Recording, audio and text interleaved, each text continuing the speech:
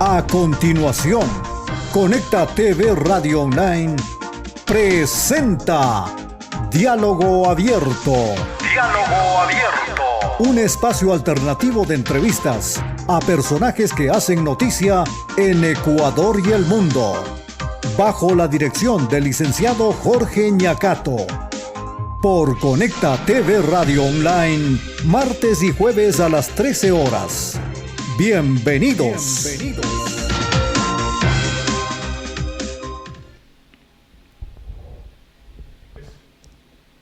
Hola, hola, ¿qué tal? Buenas tardes, buenas noches, buenos días, amigos y amigas oyentes y televidentes de Conecta TV Radio Online y este espacio alternativo, Diálogo Abierto. Es un gusto, como siempre, volver a encontrarnos en esta jornada de labores correspondiente a martes. Ya estamos en fecha 8 de noviembre de 2022. Retornamos luego del feriado por los difuntos y la independencia de Cuenca y retomando actividades. Hay muchos temas en el análisis, muchos temas en el debate público, para el comentario, para las entrevistas, pero primero quiero extender un saludo cordial a todos aquellos que nos dispensan con su sintonía en diferentes puntos del país y del planeta entero, gracias a la magia del Internet. Estamos, como decimos, prestos para el análisis de temas coyunturales. Para el efecto, ya quiero darle la más cordial bienvenida a nuestro invitado. Se trata de Erwin Bedoya, vicepresidente de la Central Sindical Sedocud, a quien le agradecemos por atender esta invitación. Erwin, qué gusto, gracias por estar en esta mesa de trabajo. ¿Cómo estás? Muy buenas tardes. Buenas tardes, muy amables, muchas gracias por la entrevista. Un saludo a quienes hacen Conecta TV y a quienes ven por este video. Mi estimado Erwin, como dije en principio, hay muchos temas en el debate público, pero quiero empezar con uno que preocupa a los trabajadores del país y a los afiliados al Instituto Ecuatoriano de Seguridad Social, toda vez que está por conformación del directorio del Instituto Asegurador y que ya tiene dos integrantes prácticamente definidos, que es el delegado del Ejecutivo y también la delegada de los empresarios, que, dicho sea de paso, en una manera, si se quiere, sui generis, fue posesionada en fin de semana luego del reconocimiento de la Superintendencia de Bancos. Con esto, este cuerpo colegiado ya puede operar porque es un organismo tripartito, más el delegado de los trabajadores, que por cierto todavía no se ha designado. ¿Cuál es la expectativa de ustedes en torno a este tema si decimos que ya puede operar este organismo con 2 de 3 de este cuerpo colegiado?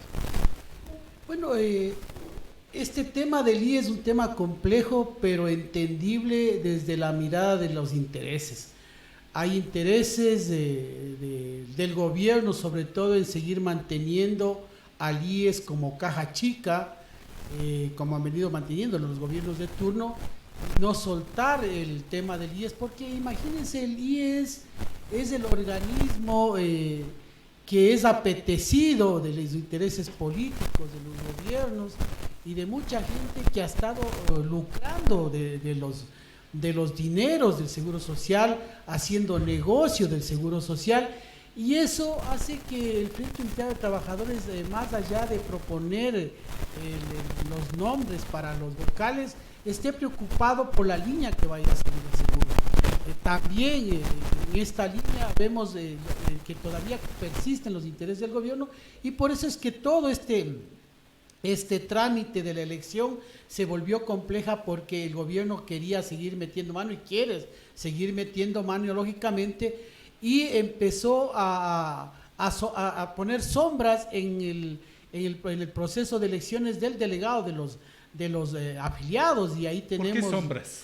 Porque desgraciadamente es un proceso, primero, que no tenía claridad en la delegación de quienes tenían que ir a los colegios electorales o quienes iban a ser los votantes de las dignidades de los vocales de los afiliados y asegurados. Por eso el decreto ejecutivo. El decreto ejecutivo da un lineamiento, pero en cambio ahí, cuando se determina y se pide al Ministerio del Trabajo y a la presidencia del Consejo Directivo del IES que determine quiénes son los organismos parte de los afiliados y asegurados que deben ir a la votación, ahí se complica el panorama, porque en primera instancia el Ministerio de Trabajo arroja y pide y le solicita o más bien dicho, da la información respectiva de quiénes son las organizaciones de afiliados y asegurados que pueden votar, y ahí aparecen inflados otras organizaciones que no estaban. Y son organizaciones que están afiliados a una central y que de la noche a la mañana, después del decreto ejecutivo, son considerados como centrales sindicales. Fantasmas. Y el otro tema es el tema incluso de la falsificación de firmas de una de nuestras organizaciones sindicales, de la CUTAE, que es filial a la CEDOCUT, y que le hacen firmar como que le está delegando al delegado del gobierno, que es el señor Richard Gómez, y que le hacen votar como que él estuviera apoyando, y nosotros ya denunciamos, el compañero ya salió a denunciar. Pero si es la firma. Él ha firmado, él no ha firmado, pero el señor Gómez afirma que la CUTAE, que es la Central de Trabajadores Azucareros, le ha apoyado, y eso es mentira. Y eso también nos preocupa. Entonces, todo este proceso, como les decía al inicio, va viciado porque hay todavía los intereses del gobierno.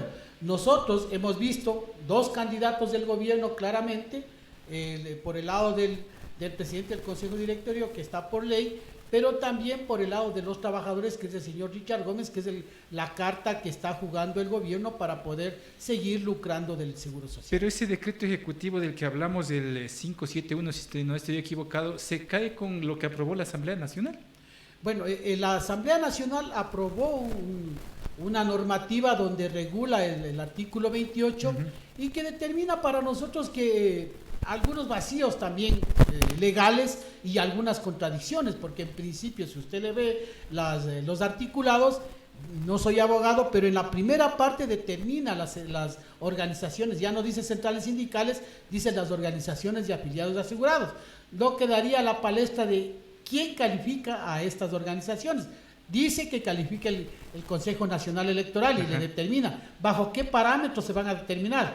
Ya no serán 20, 26, serán 30, 40, 50, pero más abajo determina que cualquier persona afiliada al Seguro Social puede ser candidata con solo el 25% de cualquier organización social que le auspicie. Entonces hay ese tipo de contradicciones que no estamos seguros que vaya a funcionar.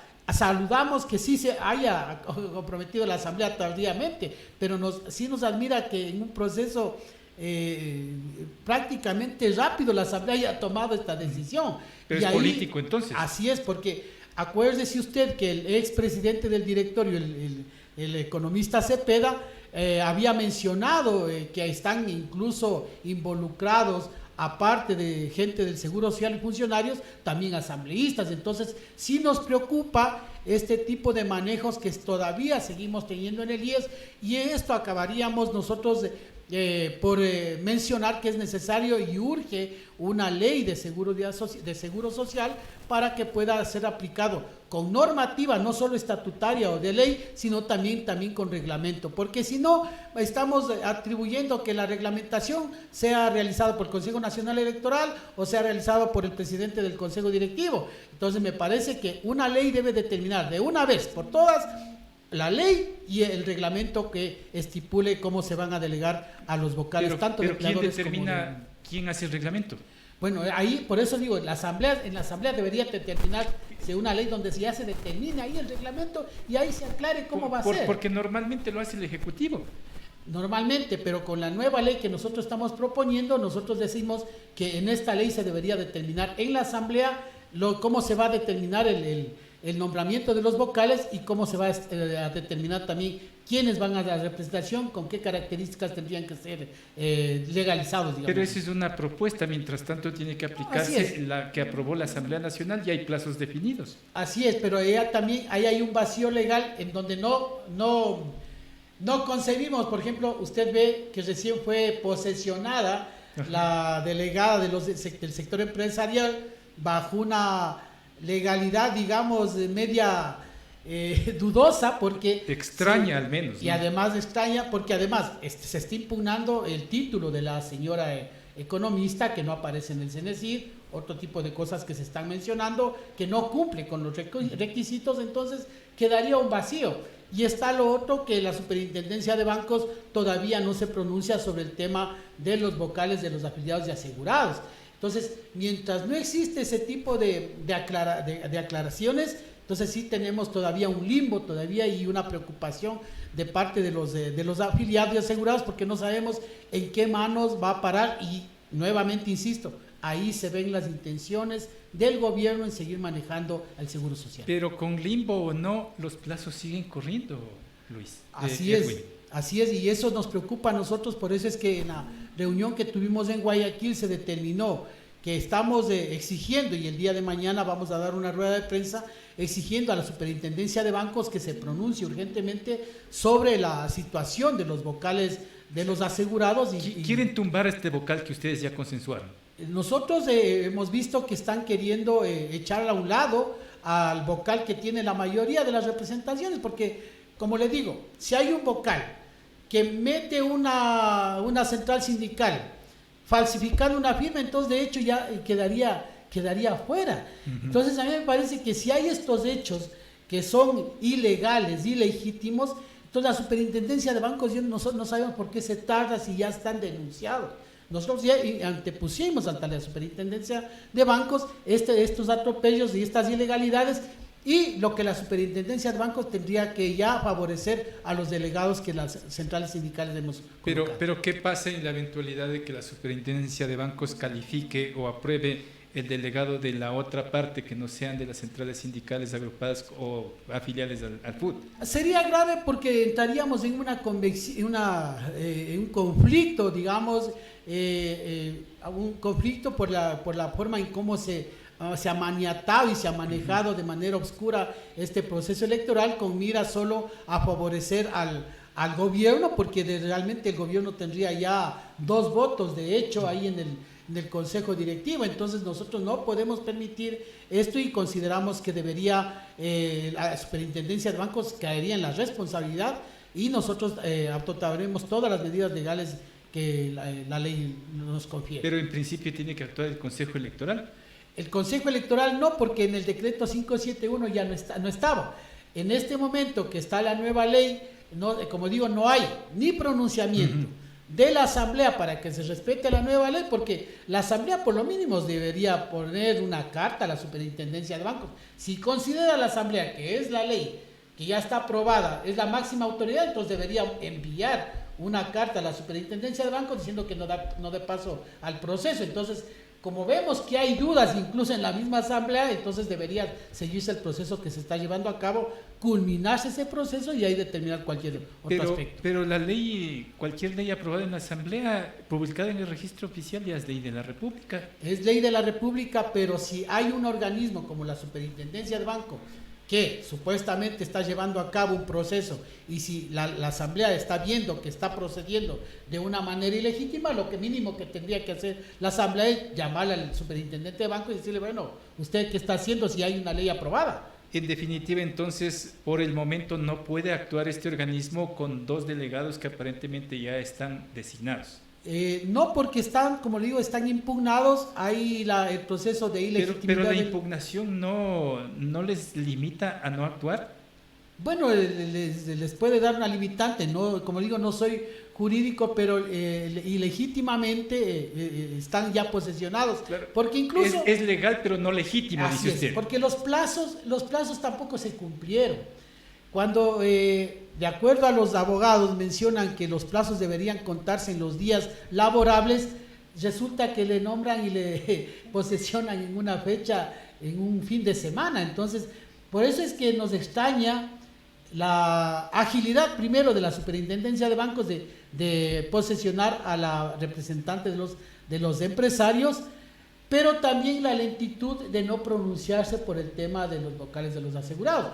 Corren los tiempos, pero hasta los fines de semana han trabajado para dar este posicionamiento ilegítimo, como digo, e ilegal, porque de acuerdo a nosotros y a lo que dicen los abogados, debería haberse dado en días laborables y no en días de Pero fines de semana. Si no se puede trabajar en este organismo, que todavía faltaría la conformación o que se legitime, entonces estamos en acefalía con este organismo. Estamos en este momento en acefalía hasta que no se determine legalmente y se aclare al país cuáles fueron las atribuciones que tomó la Superintendencia de Bancos o bajo qué parámetros se hizo ese nombramiento, porque ellos son los que deberían salir a aclarar. Entonces, si ellos están seguros de que lo que han hecho es legal, entonces deberían salir a dar la cara. Deberían decirle, a ver, a la señora de los empresarios se le nombró por estas atribuciones, con estos documentos, y a pesar de que existe una impugnación, hemos comprobado que hay legalidad o no hay legalidad, o se va a aceptar esta impugnación. Entonces, pero no hay ninguna aclaración de la Superintendencia de Bancos. Y este silencio es lo que de alguna manera genera más conflictos e incertidumbres que certidumbres en este momento. Pero Edwin, se entiende que están trabajando ya con la delegada de los trabajadores, es decir, que todo lo que trabajen o actúen o aprueben o firmen es ilegal. Sería ilegal si es que de demostrarse de que hay una incapacidad de la delegada de los empresarios por el tema de los requisitos, sería ilegal, porque no ha cumplido los requisitos y ahí tendría una responsabilidad el superintendente de bancos. ¿Civil o penal? Es penal, porque él está posesionando a una persona que no cumple con los requisitos. Entonces, a mí me parece que ahí debe haber una responsabilidad política y quizá también penal. A propósito del superintendente de bancos, ¿prima en algo que no se ha posicionado todavía? Bueno, nosotros lo que no hemos recibido las contestaciones, por eso es que el día de mañana vamos a hacer una rueda de prensa exigiéndole a la superintendencia de bancos, porque existe un silencio total. Hemos pedido las explicaciones, hemos mandado los oficios y consecuentemente, si es que no hay nada que ocultar, la superintendencia de bancos o la persona que designó a la señora o la que está encargada del proceso, debería dar la cara, o sea, debería pronunciarse y decir, bueno, definitivamente sí, esto lo hicimos por estas razones, pero no hay. Y cuando se demora tanto en dar, es con lo que se genera dudas. Si hubiera la certeza de la superintendencia de bancos que actúa legalmente, entonces debería salir a dar la cara y decir, el proceso se dio de esta manera. Ahora, superado este problema más tarde o más temprano, ¿cómo deben trabajar este organismo colegiado? ¿Por dónde deben ir? ¿Cuál debe ser la hoja de ruta? A ver, primero lo que nosotros hemos mencionado es la exigencia del pago de la deuda de parte del Estado, que ya lo hemos dicho muchas veces y que fue incluso acogido por el ex presidente del directorio. Hablamos con el actual presidente del directorio, él también estaba de acuerdo en sus palabras de que debe pagarse la deuda. Lo que sí, nuevamente retrocedemos es en la conversación que tuvimos, en que hay que ver la auditoría de la deuda. Acuérdense que ese famoso de ver la auditoría de la deuda nos pasaron todo este tiempo y no se ha cobrado, y no se cobró la deuda que estaba pendiente. Entonces, lo que nosotros hemos mencionado, a ver, que se ponga en el presupuesto del Estado la deuda que se tiene con el IES y que en el camino se vaya auditando y lo que corresponda cobrar se vaya cobrando. ¿Pero cuánto ponemos en el presupuesto? Bueno, nosotros hemos dicho que 24,000 millones de dólares es la deuda de que tiene el Estado con el Seguro Social. Pero esas son sus cuentas y el gobierno no lo quiere Bueno, reconocer. no son nuestras cuentas, son cuentas que se han hecho con el expresidente del directorio y con él mismo se había sostenido esta propuesta con el economista Cepeda, y lo que se había hablado es que no se puede cobrar de golpe, pero sí podíamos hablar de 3 o 4 años o 5 años máximo para el pago de la deuda total. Eso lo habíamos mencionado y eso había ya un acuerdo. Entonces, si supuestamente el economista era el representante del Estado, supuestamente había un acuerdo ya con el Estado. Pero se entiende que lo desconoció después, Así cuando es, prescindieron de sus servicios. Pero nosotros no tenemos la culpa de que si hay un funcionario honesto que dice que si hay deuda con el IES y al gobierno no le gustó este pronunciamiento, le haga a un lado. No tenemos la culpa que si el presidente del directorio, un funcionario honesto, pone el gobierno y dice aquí hay corrupción y después al otro día le quiten, eso ya viene en las manos del gobierno que está tapando las olas de corrupción. Fíjense, hoy día mismo era extraño ver un candidato del gobierno como representante a la candidatura del vocal de los afiliados, y me refiero al director actual del Seguro Social Campesino, al señor Eguiguren. Entonces, candidato del Seguro Campesino y un funcionario del gobierno.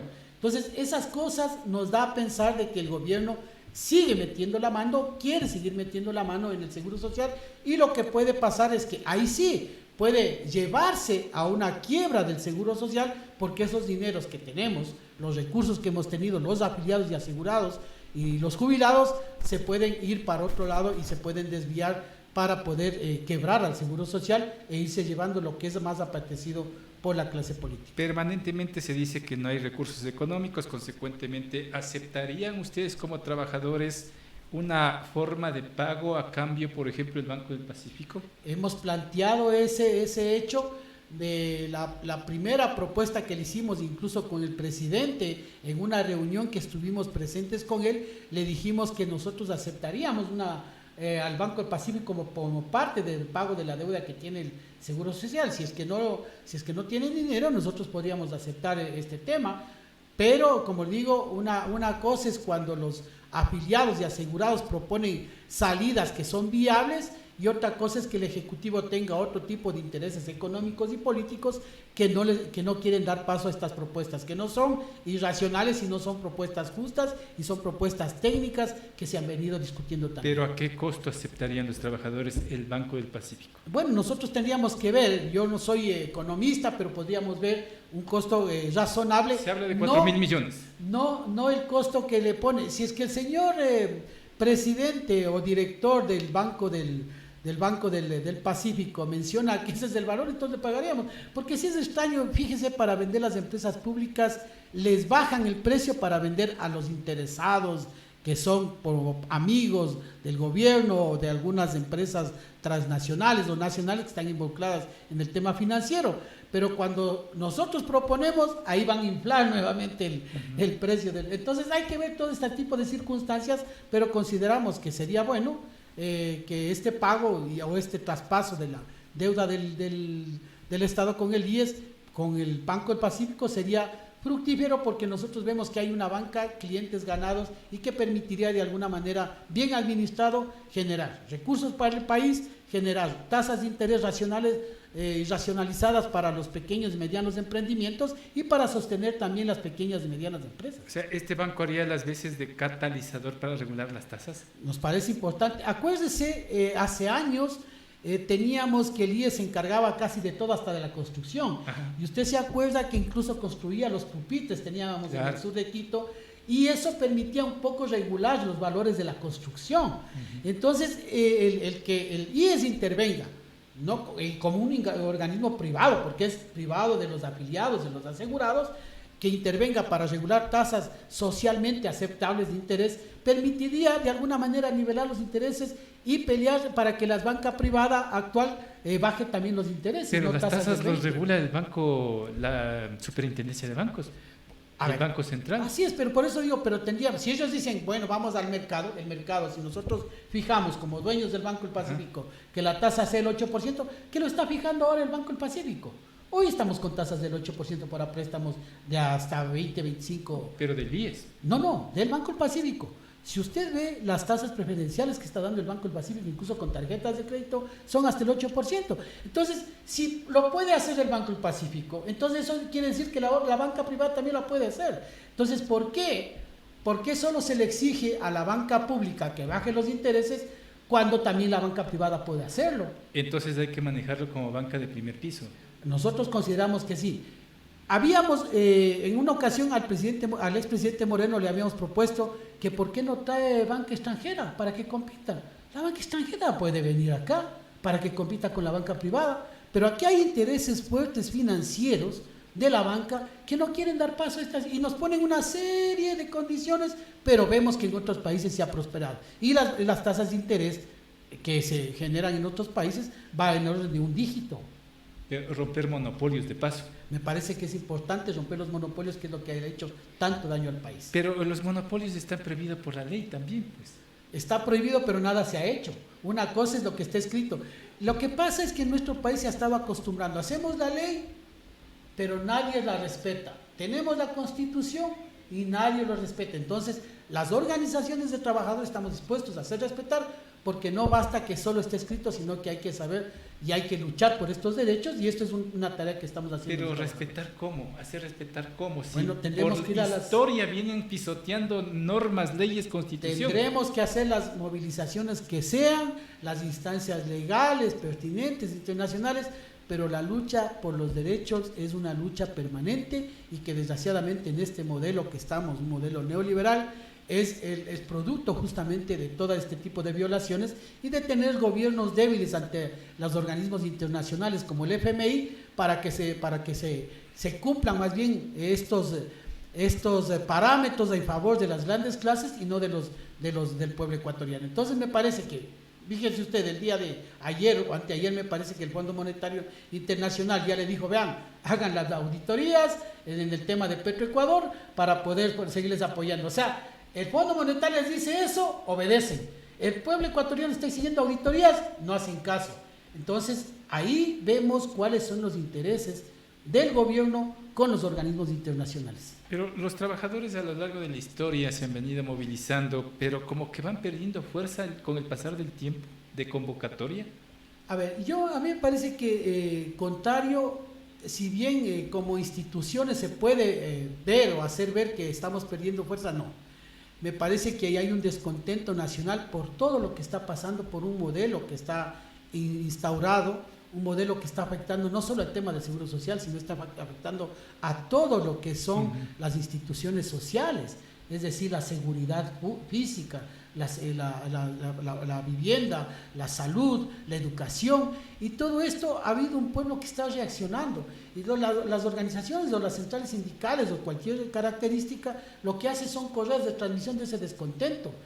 Entonces los compañeros que no están organizados ven en las centrales sociales y en las organizaciones sociales un aparato o una institución que les permita responder a estas violaciones. Sí, pero no se pronuncian en las calles como quieren los trabajadores. Acuérdense que las últimas movilizaciones, a pesar del porcentaje que tenemos de afiliación sindical, el pueblo ecuatoriano ha apoyado, porque si solo saliéramos del porcentaje de organizaciones sindicales, no haríamos nada. Pero no están en la misma dimensión que una convocatoria del sector indígena, por ejemplo, que obligó al gobierno a sentarlos y a hacer acuerdos. El sector indígena es parte de la organización social y por eso la respuesta está ahí. O sea, si hay una organización social que pueda enrumbar este tipo de descontento social, me parece que ese es el camino. Y esa es una responsabilidad de las organizaciones sociales. Y si hay fallas, sí hay fallas.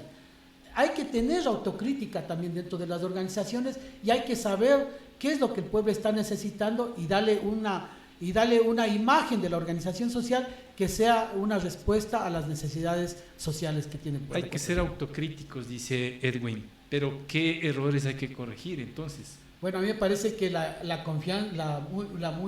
muy exceso de confianza con los gobiernos de turno, el exceso de diálogo que se ha tenido, porque a veces los diálogos sin resultados, y que lo hacemos de buena manera, porque nosotros somos personas de bien que confiamos en las instituciones del Estado, pero cuando vemos que el diálogo, como en el caso de la CONAIE, se va dilatando en temas que no son cruciales y que les dan cosas en que no afecta a todo el pueblo ecuatoriano, sino más bien lo que hace es beneficiar a cierto grupo, entonces ahí vemos que el diálogo no ha surtido los efectos. Entonces ahí viene la otra etapa, que es la movilización. Es decir, ustedes no pelean solo por los trabajadores. No, nosotros somos una organización que pelea por todos los derechos sociales del pueblo ecuatoriano. Pero ¿cómo hacemos para que la gente entienda eso, de que no son solamente proteger nuestros intereses, entre comillas?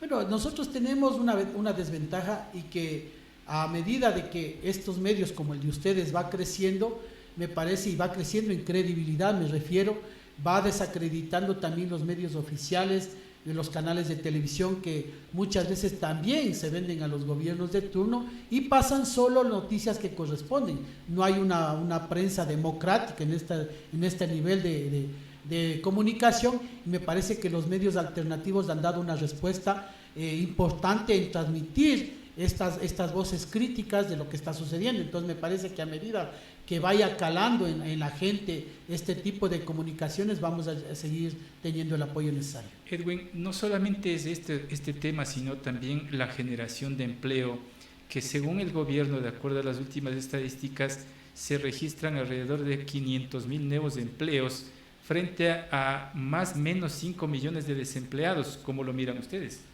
Bueno, ahí el INE, que es el organismo que mide el tema del empleo y del subempleo, vemos que ha tenido una serie de contradicciones y ellos mismos lo admiten, encuestas que se habían hecho por teléfono, que no eran verdaderas, que no eran reales.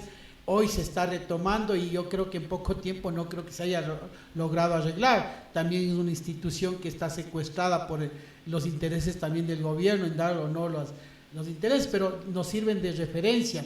Los 500.000 empleos, si nos ponemos a ver quiénes son, cuáles empleos son, o son empleos no adecuados, o son empleos que no tienen el salario digno o el salario básico, o son empleos precarios. O sea, a mí me parece que el gobierno está entrando en un error a conveniencia de mencionar qué tipos de empleos. ¿Por qué no le piden al mismo INE que desglose los tipos de empleos? Yo he visto las encuestas del INE y la mayor parte de empleos son empleos de 2 semanas, 1 mes o 3 meses. O sea, temporales. Es empleo temporal, precarizado, con condiciones, incluso con la ley humanitaria, con menos del salario básico. Entonces, eso no es empleo digno, lo que menciona la OIT, que se debe promover el empleo digno. Entonces, esos 500.000 empleos quizá es lo que está midiendo el gobierno, incluyéndoles a los empleos, como digo, precarizados. ¿Pero esa cifra coincide con el ingreso de nuevos afiliados o no? No, y eso es lo que es increíble, porque si la población económicamente activa es más o menos de 8 millones de trabajadores,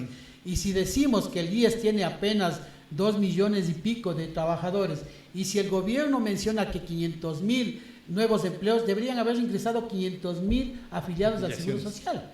Entonces no hay ese... ¿Y cuántos registra el Seguro Social? Lo que entendemos más o menos son 120.000 o 80.000. Nuevos empleos. Nuevos empleos, pero fíjese, si usted hace un cálculo o una medición con los mismos datos del INE, cuántos empleos se perdieron en la pandemia, son como los que se estuvieran recuperando.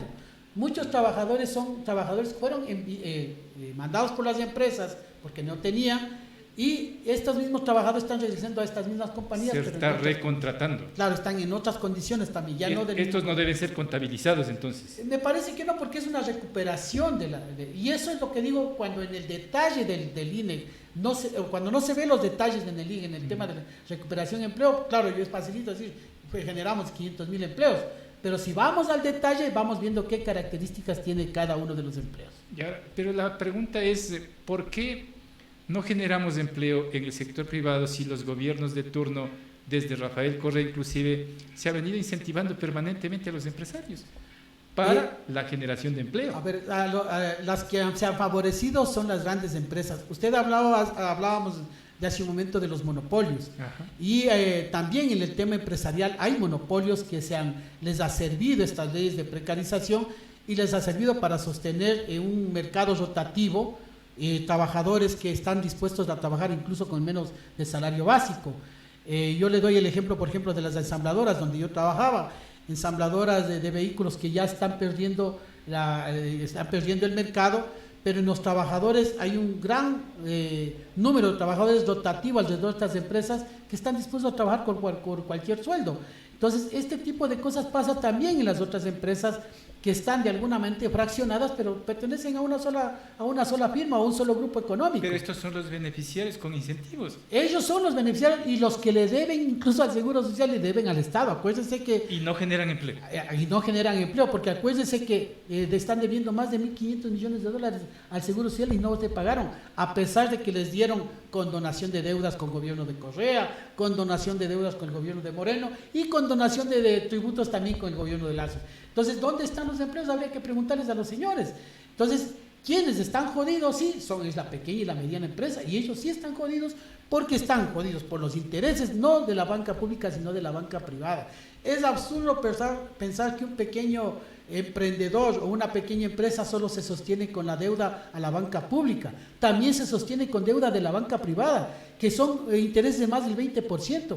Y uno de los peligros, si usted les pregunta a los pequeños empresarios, una de las condiciones que tienen que cumplir para sostener el empleo es pagar a la empresa privada. Entonces, yo le puedo dar varios ejemplos. ATU, acuérdese de la empresa ATU, que quebró. Deuda con el Banco Pichincha. Acuérdese de aquí de la empresa Pony, de zapatos, una pequeña empresa de familiares, quebró por deudas con la banca privada. Entonces, no es que es la banca pública la que tiene que dar, una de las características, digamos, para sostener el empleo es que los intereses de la banca privada también tienen que bajarse para poder sostener los nuevos empleos. Es decir, la empresa mediana y la pequeña nunca es beneficiario de estos incentivos. No son beneficiarios, apenas les cae el goteo, y a veces yo digo, ellos tienen que quedarse callados, porque si no, a so pena de, si es que protestan o denuncian, no son de alguna manera beneficiados del goteíto que les va cayendo de los contratos de las grandes empresas. Entonces, a mí me parece que sí, tiene que ver el tema de los monopolios, el tema de los intereses de la banca financiera y el tema de los pocos incentivos que existe incluso para tecnología, para generar mayor tecnología en la pequeña y mediana empresa. A propósito de las deudas que sostienen las medianas y pequeñas empresas,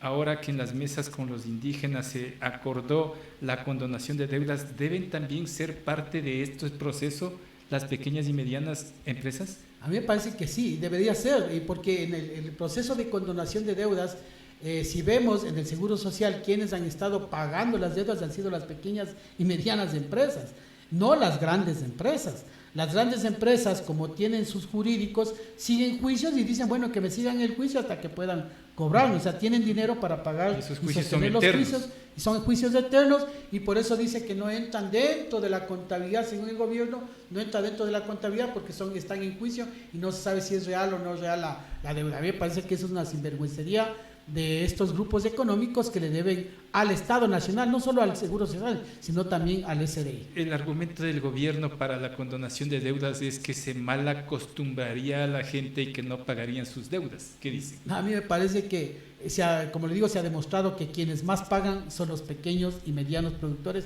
y las personas naturales y jurídicas, no las grandes empresas. Si las grandes empresas pagarían lo que deben, nosotros no necesitaríamos tener esta crisis en la que estamos viviendo actualmente.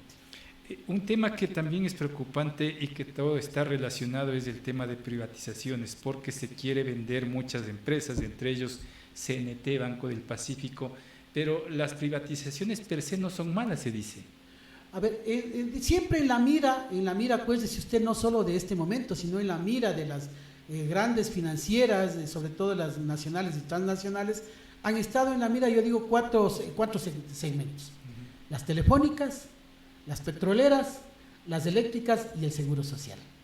Son 4 instituciones que generan utilidades para el Estado, que son las que determinan el presupuesto para la salud y los aspectos sociales de la vida del Estado, y que son ambicionadas por estos grupos que quieren privatizar y enriquecerse, porque una cosa es que yo, empresa, venga a invertir y construyo yo una represa con mi plata y tengo que devengar eso, que me devenguen eso y puedo cobrar.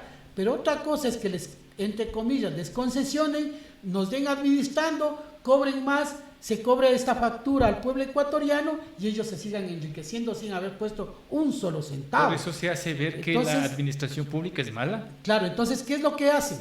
¿Quiénes son los que han entrado a las instituciones públicas, a los directorios? Son gerentes que después pasan o al Fondo Monetario Internacional o al Banco Mundial o a grandes empresas a trabajar después. ¿Por qué? Porque les han hecho este favor de entregarles estas empresas que son rentables para el Estado ecuatoriano y que de alguna manera han sido entregados y viabilizados por estos gerentes que pasan a ese otro lado. También parece que estas privatizaciones tienen ese elemento que nosotros lo hemos visto no en este momento, sino lo hemos visto desde hace mucho tiempo y está dentro incluso de las cartas de intenciones de Washington, dentro del tema del Fondo Monetario Internacional, en las múltiples recetas que existen, y es un panorama, digamos, común en todos los países en donde ha habido la privatización. Si usted ve, las privatizaciones en Argentina, no muy lejos, han sido en áreas estratégicas del Estado, que les ha permitido de alguna manera, o son las que solventan de alguna manera los presupuestos para los aspectos sociales de un Estado. Pero la privatización ahora no se conoce o no se quiere manejar como privatización, sino les dan otros términos. ¿Es camuflado entonces? A mí me parece que sí, porque si yo concesiono una empresa para que me den administrando, lo que hago es cambiarle al administrador y le pago más al gerente, no le pago más a una empresa. Pues. Monetizar sí, también se dice. Y por eso le digo, si yo quiero mejorar la administración de una empresa, si el gerente está malo, yo cambio a este gerente o cambio el equipo directorio que maneja esta empresa. No necesito meter una empresa para que me venga a cobrar más, porque no es una cosa que le cobran al Estado. le cobran al pueblo ecuatoriano en las planillas de luz, de agua, de teléfonos. O sea, entonces, el servicio se encarece, dice. Así es, porque esto va a pasar. Mire, recientemente se emitió un decreto, no recuerdo el número, en donde ya se le empieza el traspaso de todos los servicios que da la empresa eléctrica, y es preocupante, porque dentro de esas tasas está los servicios de administración de las tasas de alumbrado, los servicios eléctricos. Entonces, ¿está en marcha eso? Está en marcha, y ahí dice que cada empresa tendrá que ver si es necesario ver las tarifas, si están revisadas, si se revisan. Entonces, usted si revisa tarifas va a decir, bueno, necesito tanto, entonces ese porcentaje que se cobra va a ser implantado en las planillas de pago, en las planillas de agua, luz y teléfono, y que va a servir para enriquecer a la empresa que está administrando. Entonces, pero ese es el peligro que en sectores como el petrolero, por ejemplo, se dice que para invertir y explotar mucho más no se tiene el recurso económico necesario. ¿Allí sí es necesario la participación de empresa privada? Ha habido un pronunciamiento de los compañeros estudiantes de la Politécnica Nacional, y incluso de un compañero dirigente, David Almeida, del sector petrolero, donde se demostró incluso que no había subsidio a la gasolina, y que fue incluso corroborado ya en la Asamblea Nacional, cuando el ex ministro de Energía había mencionado que no hay subsidio, el ministro Vera. Entonces, imagínense, si nos están diciendo que no hay subsidio, nos han estado engañando, y pretender decir que hay una mala administración la mano de obra calificada del sector petrolero es menos competitiva, ya se ha demostrado que es más competitiva, y que la productividad en el sector petrolero es mucho más eficiente que la de Colombia. Si ya le dan datos técnicos, entonces nos indican que lo que está haciendo el gobierno es vender la idea, y nuevamente volvemos a los grandes medios para que se repita que hay una crisis en el sector de mala administración y por tanto hay que privatizar. Entonces me parece que ya hay datos que no lo han podido contrarrestar, porque no fue contrarrestado el pronunciamiento del compañero David Almeida y de los sectores petroleros. Entonces me parece que si no hay un estudio que contrarreste lo que han pronunciado los sectores técnicos petroleros, entonces me parece que nos están mintiendo. Pero allí, en cambio, lo que se argumenta es la falta de recursos para invertir en tecnología. Eso no los tiene el Estado. A ver, lo que nos han dicho los compañeros es que a una empresa hay que darle recursos para invertir. Ajá. Pero Petroecuador, cuando saca todo ese dinero que genera utilidades, el Estado o el gobierno que administra el Estado no le da los dineros suficientes para poder invertir. O sea, le quita esa inversión, y claro, le hace que la empresa sea ineficiente. Esa utilidad le quita la utilidad para reinvertir en la empresa, y esa utilidad, claro, entonces van a decir la empresa es ineficiente, pero si no me está dando dinero para reinvertir, ¿cómo produzco? ¿Cómo mejoro mis condiciones de productividad? O sea, el Estado tiene que darme lo que yo estoy produciendo, de mi utilidad, deme para yo reinvertir a la empresa, pero lo que no están haciendo es eso. Pero Petroecuador es autónomo. Pero aún así, el Ministerio de Finanzas no le entrega los recursos para reinversión. Y esa es la trampa que han hecho con todas las empresas públicas para poder vender a precio de huevo. Es decir, vamos finalmente a la privatización, si es que estamos siendo engañados permanentemente. A mí me parece que esa ha sido la tarea de desprestigiar las instituciones del Estado, sobre todo, como le mencionaba, estas cuatro principales. Desprestigiar, decir que están mal administradas, no darles dinero para reinversión y mejora de la productividad o de sus servicios, y motivar a que la empresa está mal administrada, no tiene recursos, y por tanto privaticemos, le demos a otra empresa que nos dé administrando, pero no nos damos cuenta que después a la larga vamos a tener que asumir todos los ecuatorianos este costo. Solo nos quedan las calles. Así es, yo creo que sí, si es que hay esta mala posibilidad, digamos, de que no reaccionemos. Pero que las calles con el ánimo de desestabilizar un gobierno, como se dice. Mire, los gobiernos se caen solos. Los gobiernos a ver, las encuestas en este momento que ubican al gobierno con una calificación negativa, no es culpa de las marchas, es culpa de la mala administración. Es decir, este gobierno se va a caer con o sin marchas. Claro, porque mire, ¿qué pasa en el tema de seguridad? Ajá.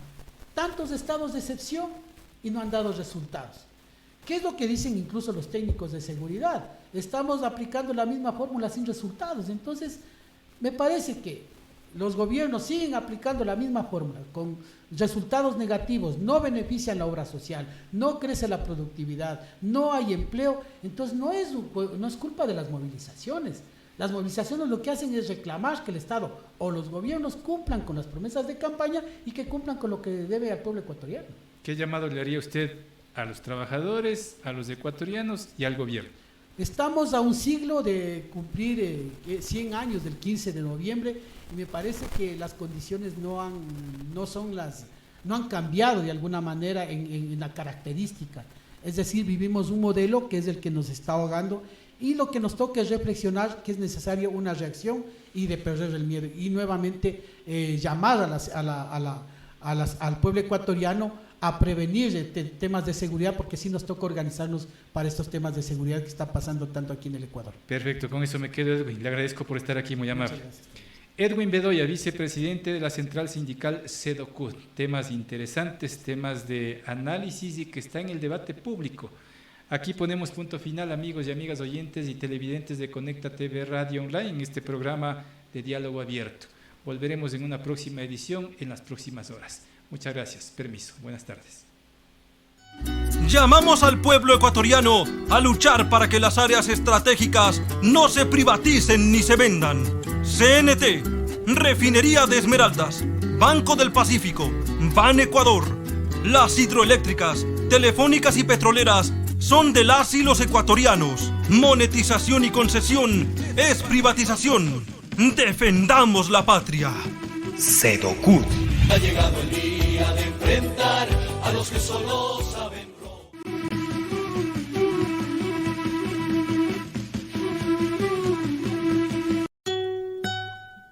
Exigimos que el gobierno y los empleadores paguen la deuda que mantienen con el IES, que nuestro seguro social sea despolitizado y administrado por sus propios dueños. Cárcel para los corruptos que perjudican nuestra institución. Medicina para las y los afiliados. El IES y BIES son de las y los afiliados, jubilados y campesinos, no de los gobiernos de turno.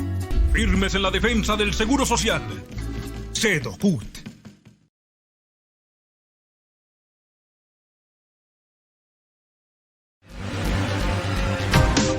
Conecta TV Radio Online presentó Diálogo Abierto.